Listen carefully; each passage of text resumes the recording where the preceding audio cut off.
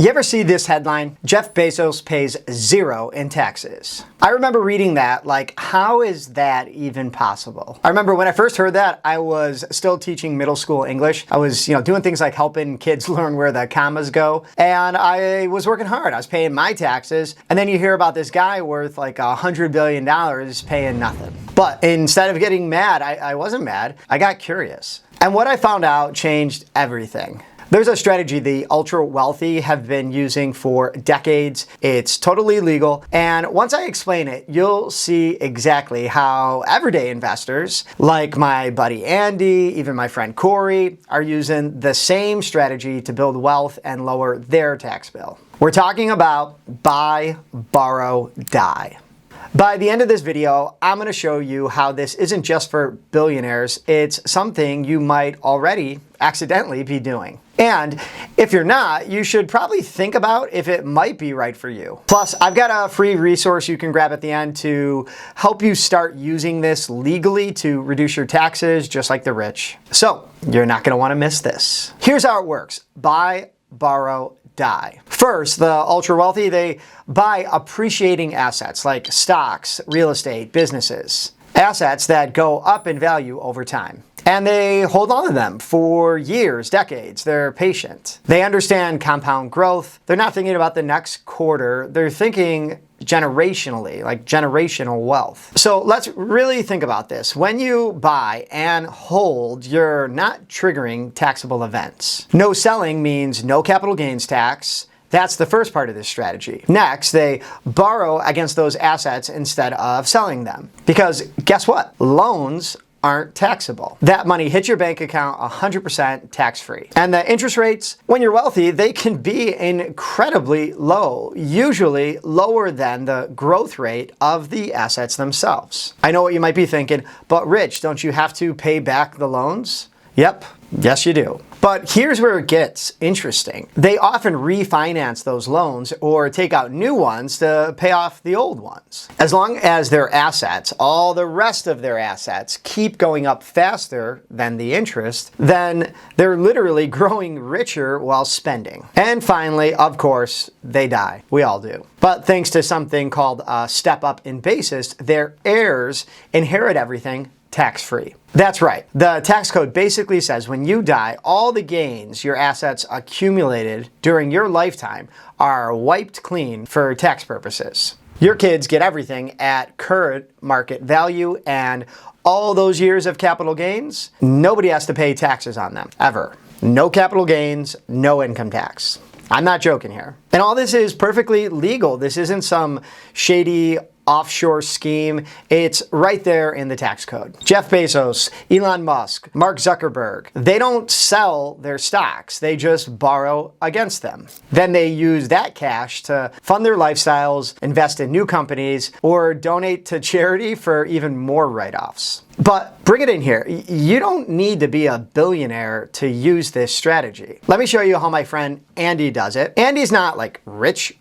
He's smart. He's saved up enough to buy his first small commercial building years before I ever even thought about it. Now he owns a few businesses, some commercial property, and instead of just like flipping them or selling when the value has gone up, Andy refinances. A few years back, that first commercial building had appreciated by about $400K. Did he sell it? Nope. He pulled out about $250,000 through a cash out refinance back when the interest rates were still low, and he didn't owe a dime in taxes. That loan he took, he used part of it to upgrade that building, which increased the rent he could charge. That created more cash flow for him each month. And the rest of the money, he used it to buy another property. So he's growing his real estate portfolio without selling, without triggering any tax events. And when he passes away, hopefully a long time in the future, those buildings get passed down to his kids. They'll get that step up in basis, meaning all that appreciation wiped clean, no taxes due. His kids can sell the day after his estate settles and pay 0 capital gains tax. That's generational wealth building in action. Andy, nice job, buddy. I mean, you're playing the long game. And his tax bill? It's lower than my restaurant buddy Dan.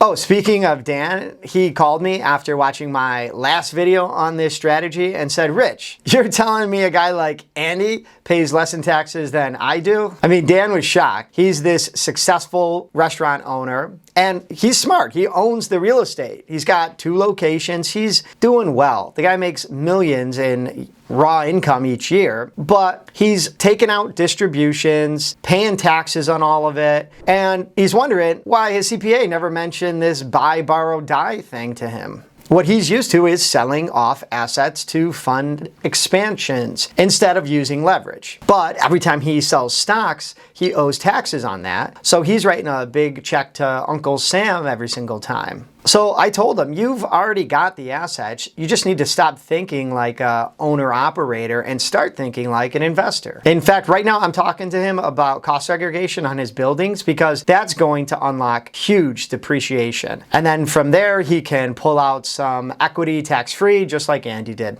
And I can tell you, this is going to transform his wealth building. I hear this all the time, but even Dan said it. He's like, why didn't anyone tell me this years ago? And I always say the same thing. I'm like, nobody tells anyone this stuff. That's why I make these videos. Okay, let me tell you about Cory. He's still a classroom teacher like I was back in the day. We actually used to share a classroom. I think it was in like 2015. Cory's a great guy, super responsible. He's always saving aggressively. He invests in index funds. Really, we're not talking about anything fancy here, but he has been consistently contributing to his brokerage account for years. I think it was last summer, he hit this crossroads, right? He wanted to put in a pool for his family, but he also wanted to buy another rental property. But he didn't want to sell any investments and trigger capital gains, and he definitely didn't want to take on a bunch of high interest debt. So he did something smart. He opened a securities-backed line of credit. All that means is basically he borrowed against his brokerage account instead of selling any of his investments. So yeah, flash forward to today. He bought the pool. It's in there. It's beautiful. He got the rental property and he used leverage to do all of it. And then here's the smart part. He refinanced both the new rental property and his primary residence. Used the cash out proceeds to pay off the pool, pay off the little bit that was left on his primary mortgage, and then after a little while, wipe out that securities-backed loan. So now the only debt his family has is on a cash flowing rental property. That's how you build wealth strategically,